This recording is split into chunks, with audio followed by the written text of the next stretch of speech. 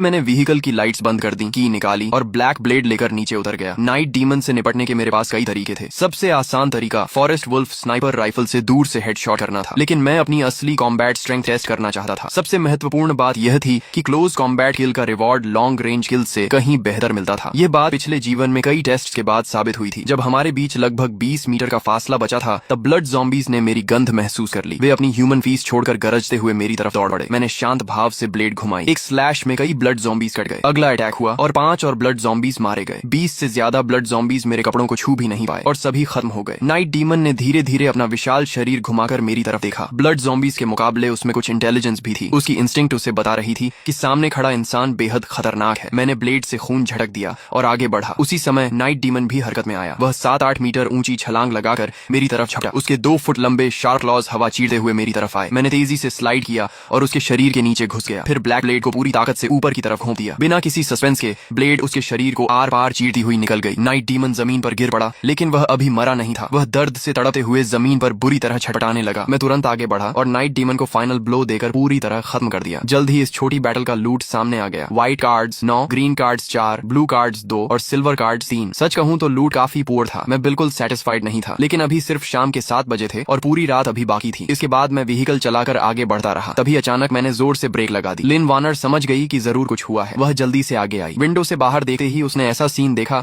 जिसे वह जिंदगी भर नहीं भूल पाएगी। लगभग 200 मीटर दूर एक 5-6 मीटर ऊंचा विशाल ब्लड रेड हार्ट लगातार धड़क रहा था। उसके चारों तरफ 100 से ज्यादा ब्लड ज़ॉम्बीज बिना किसी डायरेक्शन के इधर उधर घूम रहे थे। लिन वार्नर ने घबराकर अपना मुंह ढक लिया। उसकी आंखों में फियर और शॉक साफ दिखाई दे रहे थे। ये क्या है? Blood nest. मेरी बात सुनकर लिन वार्नर कुछ पल के लिए जड़ हो गई और उसके चेहरे पर चिंता छा गई। क्या तुम उस चीज से लड़ने का इरादा रखते हो? इतनी जल्दी किस बात की? मैं ड्राइवर सीट पर बैठ गया और दूर से उस विशाल ब्लड नेस्ट को ध्यान से देखने लगा। असल में मेरी ओरिजिनल प्लान ये थी कि मैं सीधे ईस्ट डायरेक्शन में ड्राइव करके पड़ोसी सी सिटी जाऊं और वहां अपने एक पुराने फ्रेंड को ढूंढूं। लेकिन प्लान्स हमेशा रियलिटी के अनुसार नहीं चलते। इस क्रॉस रोड पर अचानक यह इवॉल्विंग जायंट ब्लड नेस्ट दिखाई दे गया। ऐसी अपॉर्चुनिटी छोड़कर जाना मेरे लिए नामुमकिन था, क्योंकि इवॉल्व्ड ब्लड नेस्ट से मिलने वाले रिवॉर्ड्स और ड्रॉप रेट सामान्य ब्लड नेस्ट या नाइट डीमन से 10 गुना से भी ज्यादा वैल्यूएबल होते हैं। लेकिन फिलहाल एक ही प्रॉब्लम थी। मुझे नहीं पता था कि ब्लड नेस्ट को एवोल्यूशन पूरी करने में कितना टाइम लगेगा। समय धीरे धीरे गुजरता गया। देखते ही देखते कई घंटे बीत गए। तभी अचानक वे ब्लड ज़ॉम्बीज जो अब तक सुस्त और बेपरवाह घूम रहे थे, जैसे किसी चीज को महसूस कर बैठे, वे सभी एक साथ क्रॉस रोड के दाईं तरफ मुड़े और जोर जोर से गरजते हुए वहां की ओर दौड़ पड़े। अगले ही पल लगातार गनफायर की आवाजें गूंज उठी। गोलियों की बौछार में ब्लड ज़ॉम्बी ग्रुप ऐसे फटने लगा मानो पुराने कपड़े के टुकड़े हवा में उड़ रहे हों। मैंने मिलिट्री बिनोक्यूलर्स निकाली और ध्यान से देखने लगा। लेंस के अंदर एक ह्यूमन टीम दिखाई दी। वे सभी ब्लू कॉम्बैट यूनिफॉर्म पहने हुए थे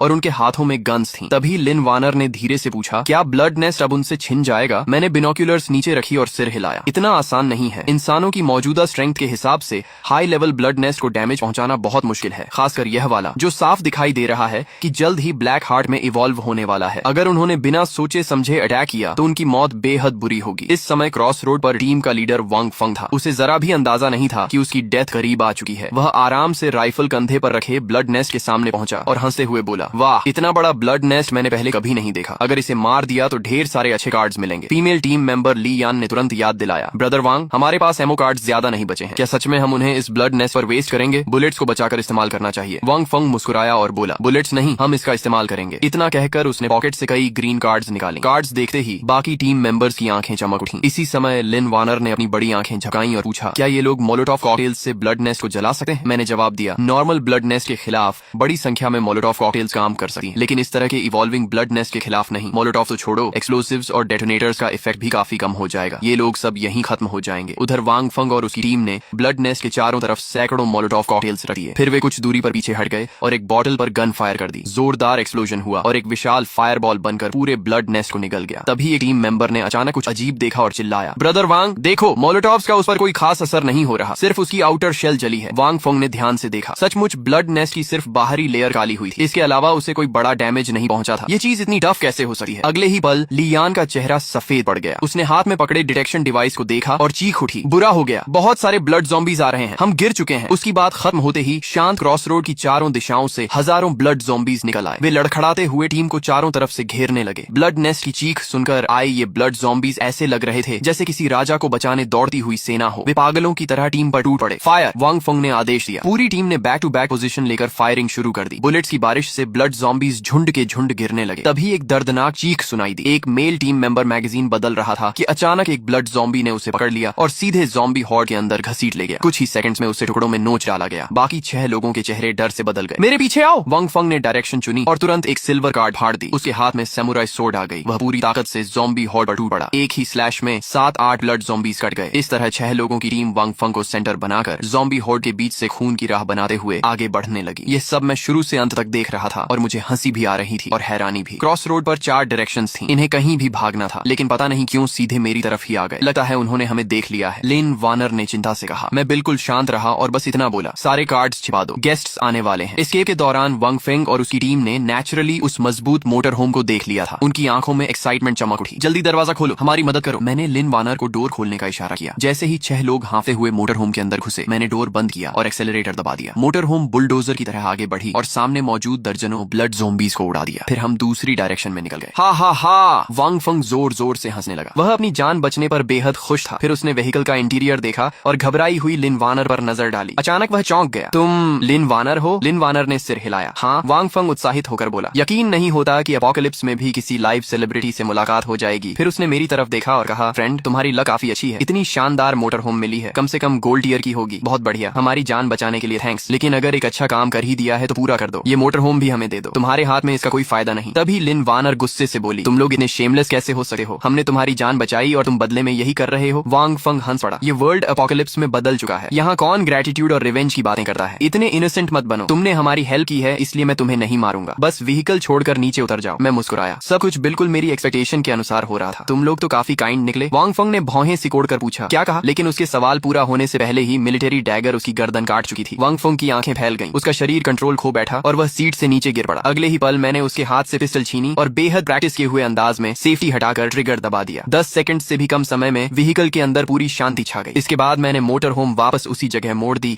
जहां ब्लड नेस्ट मौजूद था। सामने का सीन देखकर कोई भी कांप उठा। पूरे इलाके में हजारों ब्लड ज़ॉम्बीज का समुद्र उमड़ रहा था। मैंने गहरी सांस ली। लगता है फिर से रिसोर्सेज खर्च करने पड़ेंगे। आखिर इतने सारे ब्लड ज़ॉम्बीज को सिर्फ पर्सनल स्ट्रेंथ के भरोसे साफ करना नामुमकिन था। जब तक कई दर्जन लोगों की टीम न हो, उन्हें खत्म करना आसान नहीं था। सबसे पहले मैंने ड्रोन का इस्तेमाल किया और ऊपर से ज़ॉम्बीज पर पेट्रोल छिड़कना शुरू कर दिया। उसके बाद दूसरे ड्रोन की मदद से मोलोटोव कॉकटेल्स को हवा के रास्ते ज़ॉम्बी होर्ड के बीच पहुंचाया। अगले ही पल जैसे ही मोलोटोव कॉकटेल्स फटे, नीचे का पूरा इलाका आग के समुद्र में बदल गया। हजारों ब्लड ज़ॉम्बीज एक ही बार में जलकर खत्म हो गए। इसके बाद मैंने मोटर होम के अंदर मौजूद सभी डेड बॉडीज बाहर निकाली और एक एक करके ब्लड नेस्ट के पास फेंक दी। लगभग 5 मिनट बाद जमीन फटने लगी और कई टेंटिकल्स बाहर निकल आए। वे 6 बॉडीज और एक हेड से चिपक गए। वे ब्लड नेस्ट की रूट्स थी। ब्लड नेस्ट इंसानी फ्लैश और ब्लड को अब्सॉर्ब करके एवोल्यूशन या ग्रोथ करता था। जब उसने सभी बॉडीज अब्सॉर्ब कर ली तो विशाल ब्लड नेस्ट अचानक जोर से कांप उठा। उसके अंदर से एक ऐसी अजीब ऑरा निकलने लगी जिसे शब्दों में बयान करना मुश्किल था। एवोल्यूशन शुरू हो गई है। मेरा दिल एक्साइटमेंट से उछल रहा था, लेकिन चेहरे पर हमेशा की तरह शांति बनी हुई थी। तभी लिन वानर ने उत्सुकता से पूछा, एवोल्यूशन के बाद तो यह और भी पावरफुल हो जाएगा, है ना? मैंने सिर हिलाया। एवोल्यूशन के बाद ब्लड नेस्ट इतना स्ट्रांग हो जाता है कि उसे मॉन्स्टर कहना भी कम होगा। फिलहाल पूरी दुनिया में कोई भी अकेला इंसान ब्लैक हार्ट को सोलो फाइट में नहीं हरा सका, लेकिन एवोल्यूशन प्रोसेस के दौरान ब्लड नेस्ट अपनी सारी एनर्जी कोर में खींच लेता है ताकि ट्रांसफॉर्मेशन पूरा हो सके। दूसरे शब्दों में कहूं